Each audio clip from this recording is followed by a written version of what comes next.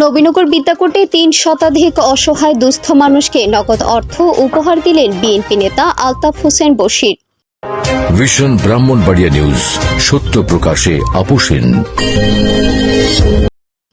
শুনছিলেন সংবাদ শিরোনাম, বিস্তারিত সংবাদে স্বাগত জানাচ্ছি আমি ইতি আক্তার। ব্রাহ্মণবাড়িয়ার নবীনগর উপজেলার বিদ্যাকূট পশ্চিম পাড়ার ইতালি প্রবাসী বিশিষ্ট ব্যবসায়ী ও সমাজসেবক বিদ্যাকূট ইউনিয়নের আগামী দিনের চেয়ারম্যান পদপ্রার্থী আলহাজ আলতাফ হোসেন বশির পবিত্র ঈদ উল ফিতর উপলক্ষে ৩ শতাধিক গরিব অসহায় দুস্থ মানুষকে নগদ অর্থ উপহার দিলেন তিনি।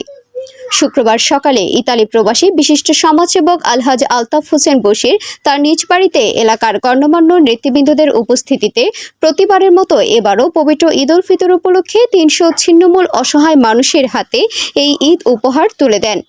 আলহাজ আলতাফ হোসেন বশির বলেন, এই এলাকার গরিব ছিন্নমূল ও অসহায় মানুষের মধ্যে এই ঈদ উপহার দেওয়াটাকে আমি নিজেকে ধন্য মনে করি।